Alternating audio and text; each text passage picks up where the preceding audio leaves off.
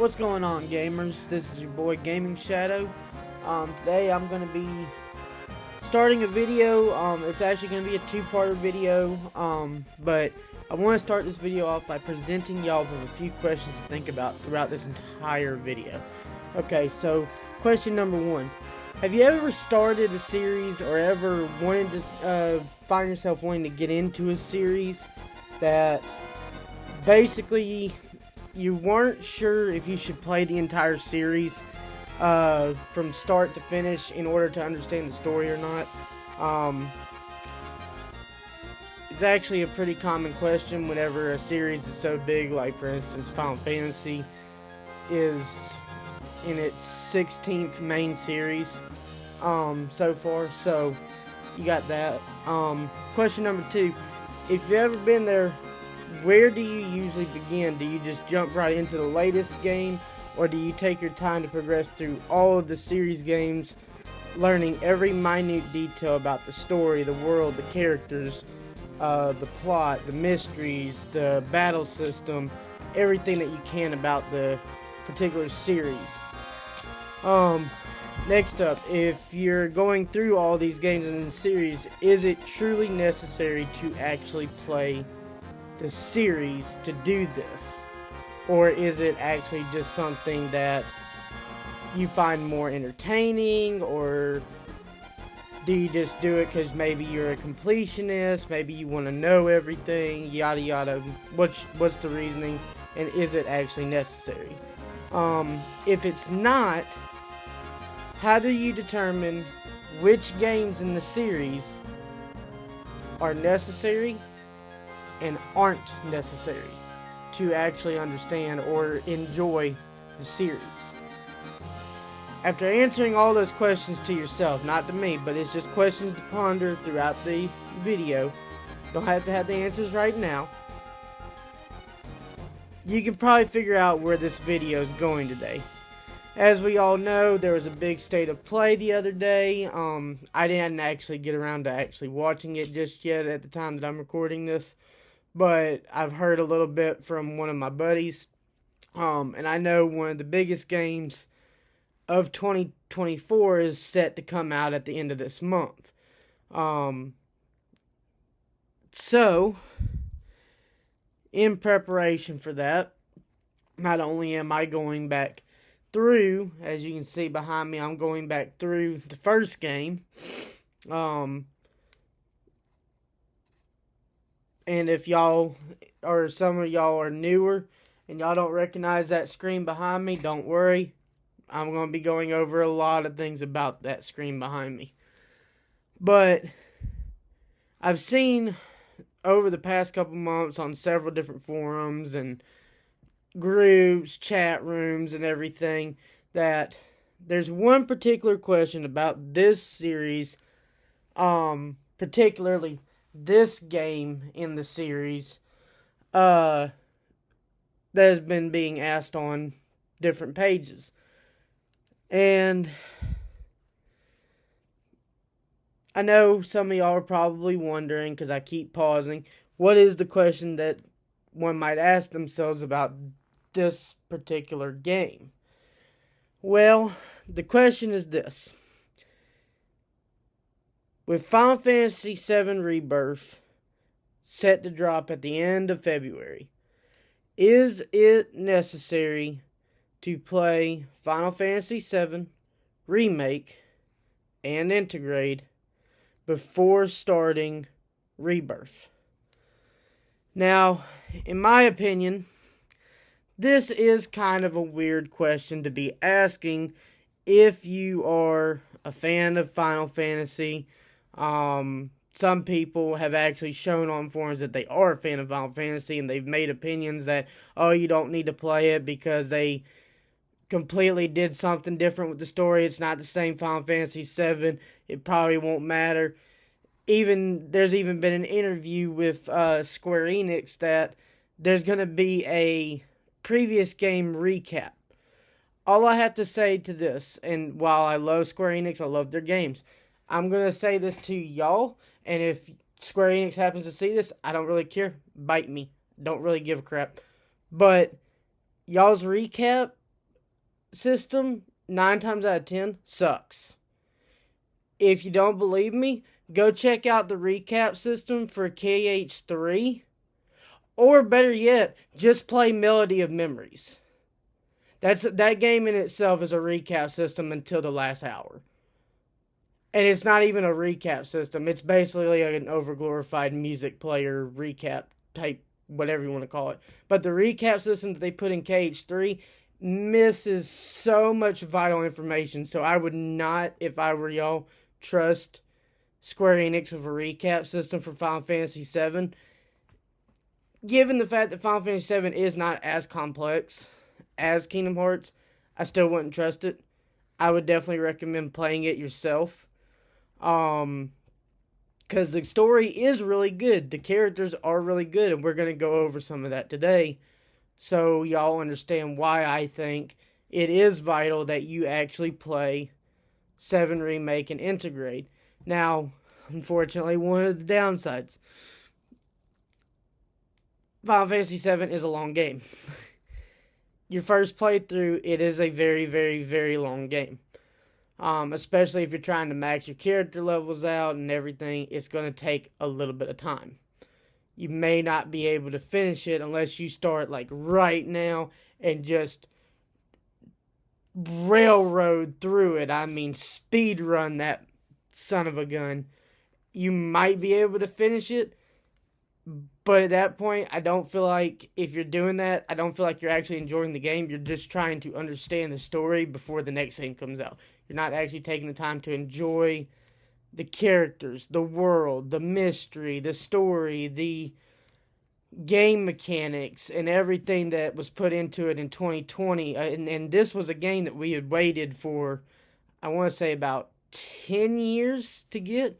So if you're speed running through it, please stop and just sit back, watch the cutscenes, enjoy the music, enjoy everything that makes Final Fantasy Remake such a good game. And in all honesty, I'm pretty sure I'm not the only gamer that thinks this, the actual true winner of 2020's Game of the Year that it was practically stolen from. But that's what we're going to be going over today. Now, different from my KH video, I'm not going to do a game synopsis because I don't want to spoil anything, especially since this is about whether or not you need to know the story. I will go over certain little tidbits that aren't really spoilers. It's mostly stuff that happens maybe in the beginning of the game. But I'm not going to go into a heavy story synopsis like I did with Kingdom Hearts. But I hope that y'all will enjoy. So let's get started.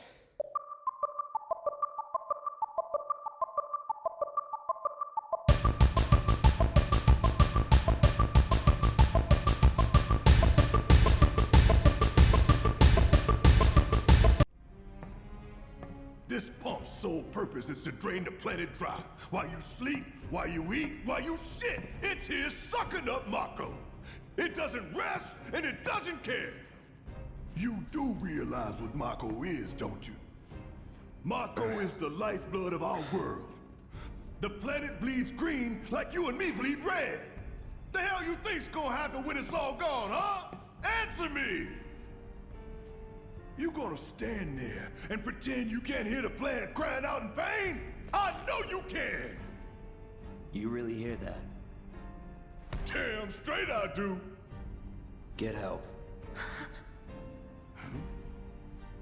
Say that again!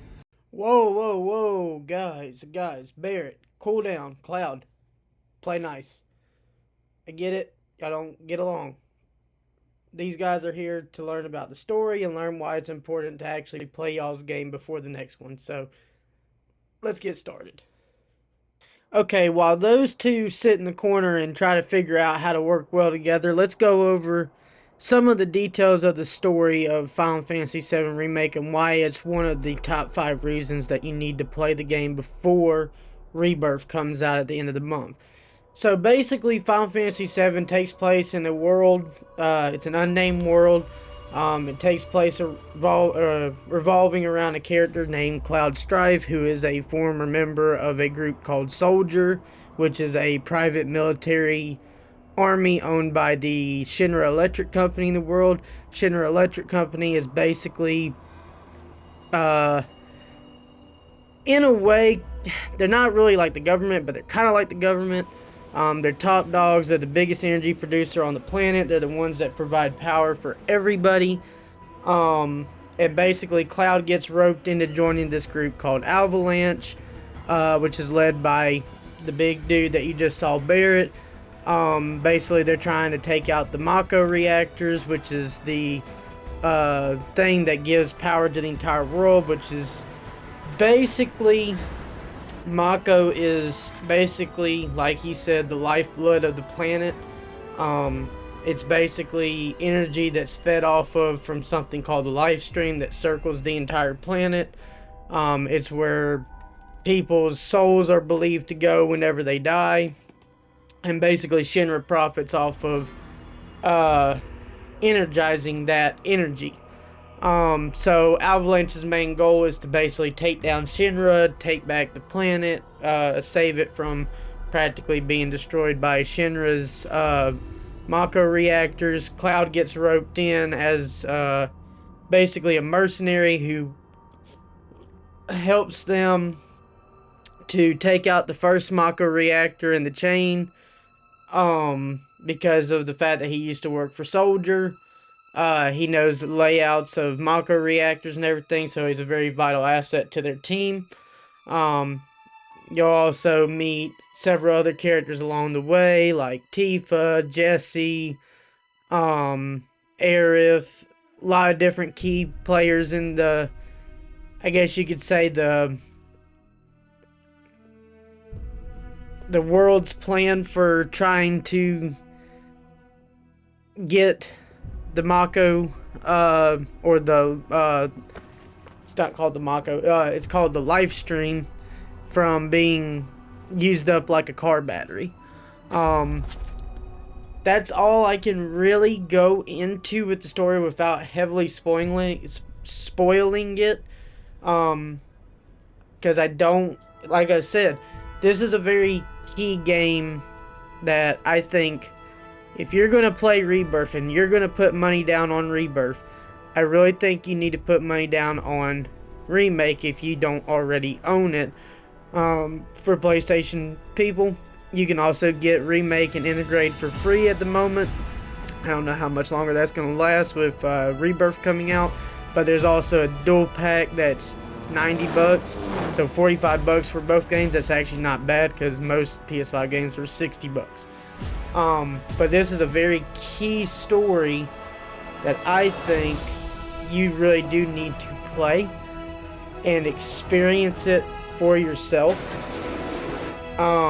Just because there's a lot of, not just the story alone, but there's a lot of things about the story and other things that we're going to go throughout this video that will hopefully make you understand why it's so vital. So let's get started with the next segment.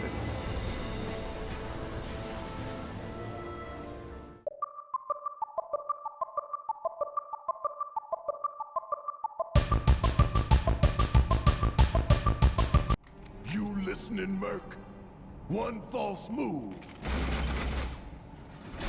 and that happens. Barrett, can you and Cloud please just get along so we can get this video done? I mean, seriously, the video is going to keep dragging out if y'all can't get along. Okay? Let's just move on with the next segment. Okay, so for this section, we're going to be going over basically the character aspects that make Final Fantasy VII so vital. Like most first games in the series, a lot of the first game is going to be establishing the background and the backstory and character personalities and everything, and that's what this game does also. You learn more about, like I was saying in the last segment, you learn more about Cloud, Tifa, Barrett. You learn a little bit more about Avalanche as a kind of extremist group. I don't really want to call them a terrorist group, but that's what the game kind of labels them as. but in reality, they're actually kind of the good guys. You learn a little bit more about Shinra and their background and some of their characters, like the president, and just to name a few, there's like Rufus Shinra, who's the president's son. Uh, I always butcher this guy's name. I think it's Heidegger. I can't ever say it correctly, even though it says it in the caption. I call him Captain D to D because his plans just kind of are weird. He literally, you'll see if you play the game, he has very odd perspectives on how to get things done. Um, but really and truthfully, the characters really do make the story, as in most games. But the one thing you have to understand is that with Final Fantasy, the characters are not just the characters that you play as, but there's also background characters that can be anything from side cast to uh you got your main villains, you've got other members that can show up that don't actually show up in the story. Like, I'll give you a little bit of a spoiler for some of y'all who are longtime fans of the series. Kate Sif does show up in the first game, although he is a background character. You see a silhouette of him, and that is it. Nothing else. He doesn't show up. He does not talk. He does not meet the group. He is supposed to be appearing in Rebirth, but he was in the first game. But that's what I mean. Whenever you have to understand that characters are not always going to be integral into the story, but they do have an establishment in the first game. Even if it's something just minute, just to say, oh yeah, by the way, I'm here. Okay, cool. So we'll probably meet you in the next game. That's basically what those characters are meant to do. They're meant to establish where the story is going, if they're going to be in the series or not. Um, but a lot of the characters have very good character development with how the story progresses. For some of my fans that have actually played Final Fantasy VII before, you and I both know this. The story is not like the original Final Fantasy VII, it's completely different. And the way that they built the characters also shows that, because the characters act not exactly different from how they acted in the original version, but they do have differences.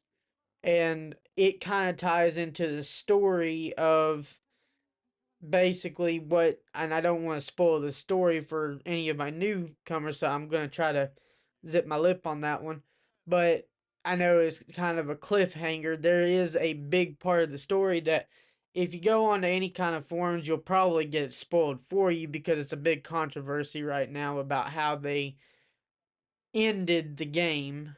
But because of how they did that, I think it did very well with being able to change up how each character's personalities are, how they react to certain situations, how some situations have changed from the original game to the new remake.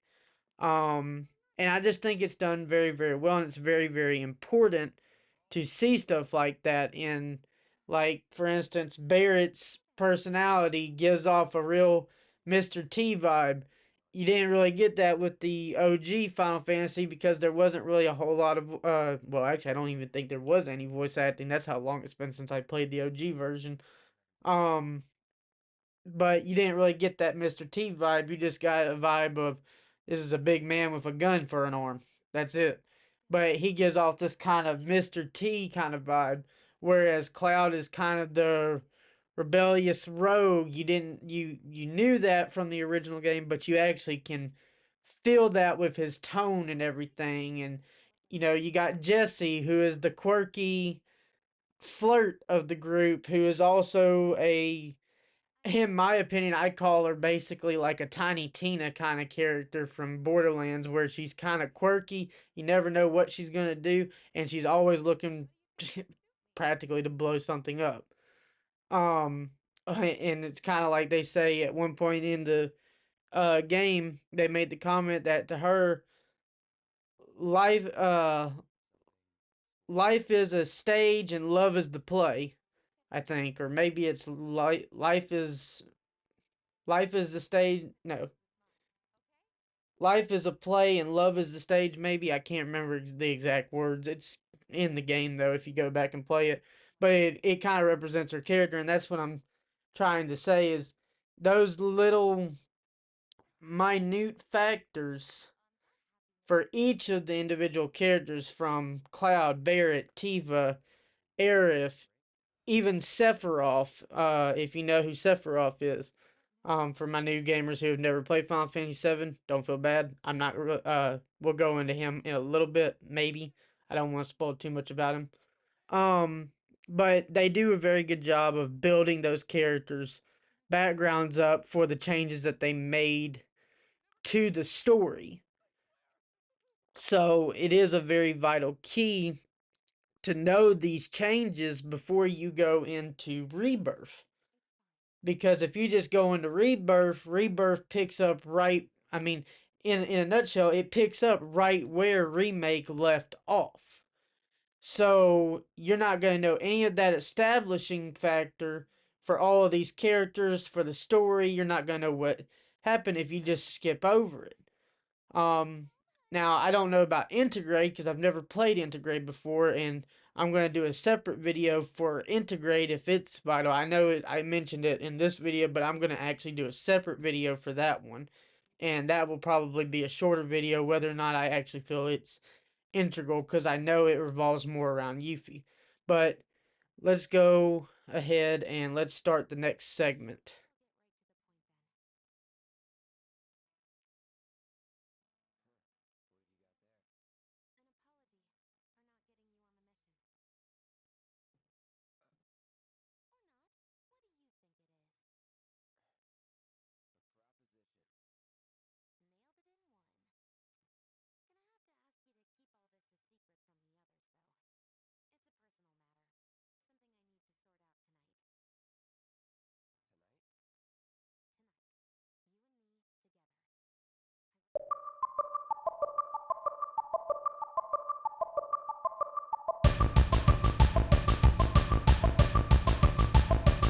Or do the honors. Prove to me you're the man Tifa says you are. That you're one of us. Never said I was. I'm just here for the paycheck. Then do the damn job! Seriously? We're paying him? I'm not even getting paid. But whatever. Okay. Well, whatever. I don't know how we're going to do that one, but we'll figure it out. Okay, so for the game mechanics for our video, I'm just going to kind of give you a quick little summary, because I'm not a really big technical guy. I don't know all the technical aspects. I know a couple of terms and everything that I can use. So with Final Fantasy VII Remake's game mechanics, basically I'm just going to be going over the battle system, because there's a lot of game mechanics that I just can't really get a lot of them on video without spoiling too much of the game. Other than that, the battle system is very, very fluid. It's got a very much more action-based RPG battle system than what the OG Final Fantasy VII had, which was basically traditional turn-based classic RPG style, which as you can see right here, I'll show in like a little snippet. You can actually put that battle system type deal back on if you choose to, if you really want to play it like that. I prefer the action style just because I just prefer action RPGs. The menu system is pretty, for the most part, I guess you could say simplistic. It's not overly complicated. it's just there's quite a few different menus to play around with and everything, and then you get access to a couple things after you beat the game and all that good stuff. So I'm just gonna kind of leave this battle footage right here to kind of highlight the gameplay mechanics of the battle system, and I will catch y'all in the next section. So, what do we do? Don't get hit. Take cover behind that debris.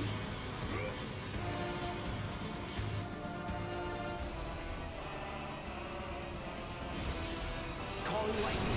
Strike now before it fires again.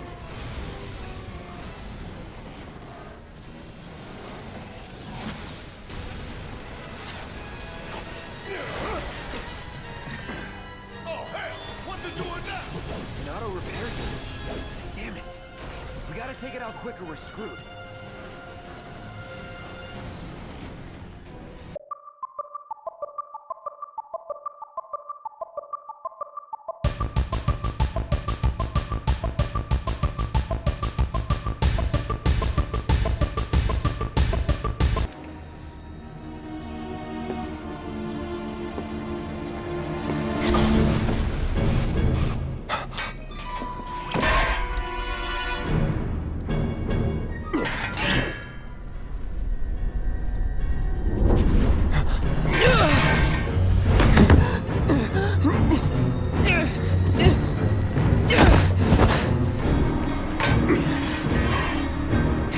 Cloud, stop! Get back inside! Get off me!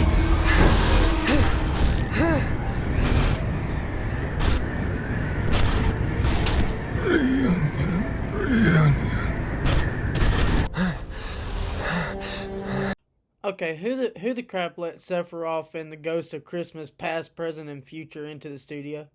Like, seriously, guys, y'all a little late. It's February. Christmas ain't for 10 months, and you're about 2 months behind. So I don't know what y'all doing here, but y'all gotta go. Y'all gotta go.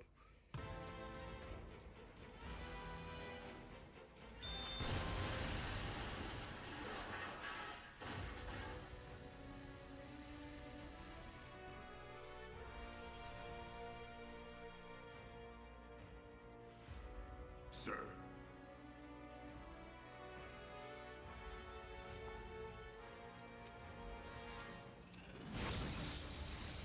Okay, so for the mystery section of this video, we have just a couple of snippets that I'm going to highlight on.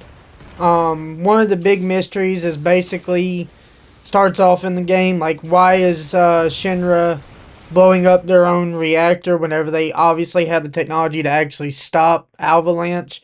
What's the actual point to it all? I don't really know how to really explain that one without really spoiling it. There's a little bit more to it than that. It's, in a nutshell, kind of think of it kind of like war profiteering in a way. Another big mystery that's in the game is basically Cloud and Sephiroth. Cloud has flashbacks from time to time where sometimes he's talking with Sephiroth or getting attacked by Sephiroth. Um, the big mystery and the big question is, what is their actual connection? Who exactly is Sephiroth? Because it's not really clarified at the beginning of the game who he is. If you're an OG fan, you know exactly who Sephiroth is. But it's one of those big mysteries. Another big mystery that I can think of is, and this is more tailored towards the remake version of Final Fantasy VII rather than the original, is there's a mystery around Aerith, but not like the original mystery. There was an original mystery with Aerith, or Eris as some people might know her. Um, but the mystery this time in remake is basically she's able to see these invisible creatures that nobody else can see, and they're the mystery lies with basically, like, what exactly are these creatures, what's their purpose, why are they so gung-ho about targeting Aerith, and why is basically, unless you have had an interaction with Aerith, why is Aerith the only one that can actually see them? There's a couple of answers I could tell y'all, but I don't, like, again, I don't want to spoil anything in the story, because if you plan on picking up the game, I want y'all to enjoy the game. So, I'm going to keep my mouth shut. I'm going to let this segment's clip reel play through, and I will catch y'all in the next one.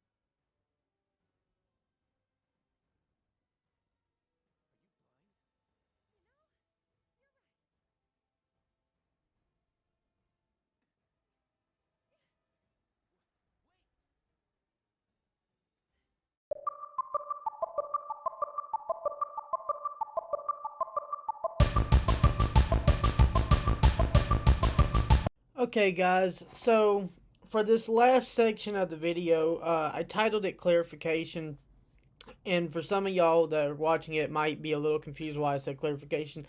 It's because this is the clarification for the video. In reality, I shouldn't have probably named it Top 5, but with this being the fifth point, this is kind of to bring everything home, bring it together, so that way anybody who's questioning whether or not to play this game before playing Rebirth, you got kind of a good idea of what I'm trying to actually say with my opinion. And it's basically this. So, in a way, you could, if you really wanted to, just play Rebirth. Nobody's saying that you can't. But I am telling y'all this not to sound like I know it all, but because it is technically the truth, you need to play the entirety of the first game. Because of the fact that the story is very... It's not as complex as Kingdom Hearts or anything else like that, but it is still a very complex story, and because of the fact that it is not the original Final Fantasy VII, it's not like you can just go into it like, oh, well, I played the original, so the first one was probably the first disc, so the second one's probably the second disc. No, no, no, no, no, no, no, no, no. Don't go in there with that kind of logic, because if you do, you're going to screw yourself up, because they did change the story close to the end of the game. Like, most of it's still the same as in the first disc, but there is differences. And if you start up the second game without knowing those differences, you're going to be thrown off. Like, one, for some of y'all who have seen the trailer, y'all probably don't know who the guy with the black hair and the spiky black hair is. I'll go ahead and spoil this one for you. If you haven't played Crisis Core, cover your ears, or if you just don't really care, or if you don't want to know, cover your ears. His name is Zack Fair. He's the main character from Crisis Core. He's also technically supposed to be dead, but for some reason he's coming back. Nobody knows why. That's part of what they changed with Remake. They changed the story. Slight spoiler, sorry if you didn't want to hear it, but I felt like it was needed to be said so that way you could understand what I'm trying to say. There are things in Remake that were not in the OG version that make it, in a way, basically almost like a completely different Final Fantasy VII. If you want to get really technical, like an alternate Final Fantasy VII. But that's pretty much it. I still hold true to my opinion at the beginning of this video. All the people on these forums talking about, oh, I'm just going to skip over Remake. I just want to play Rebirth because I know it. I've heard it's supposed to be really good. It's supposed to be a new story. Please don't be one of those people because you're going to be really, really, really confused. And the whole point of video games is not to confuse yourself and to enjoy them. But if you're doing one and trying to do the other, and the other one is ruining the other, then what's the point in gaming? So, save yourself the headache. I mean, like I said, and I'm not being sponsored or anything whenever I say this. I just gonna let y'all know this again. I know I said it earlier. There's a deluxe pack. I think it's $90, maybe probably about $92.95 after tax is, depending on where you live. That's not a bad price for both Remake, Integrate, and Rebirth. Because most PS5 games go for about $60 to $70 on day one. This is a deal where you can get both of them for about $45 before taxes. That's really good for a PS5 deal. If you really are wanting to get into the series, I highly recommend picking up the deluxe pack. Because it's just a better deal and it just makes a lot more sense. And even if you just wanted to go into Rebirth whenever it comes out, the thing about it is you can get Remake, you can go ahead and download it, you can go ahead and play it. You may not finish it, but you have access to it, so that way if you want to go play Rebirth and you finish Rebirth and you don't understand something from probably the beginning of Rebirth, you can always go back and replay or play Remake and Integrate, so that way you can get that clarification.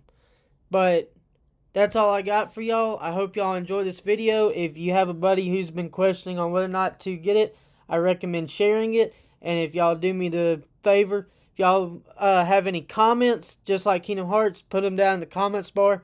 Subscribe to the channel. Hit that bell so that way you know whenever new stuff comes out. Share it, like I said. And I will catch y'all on the flip side. Peace.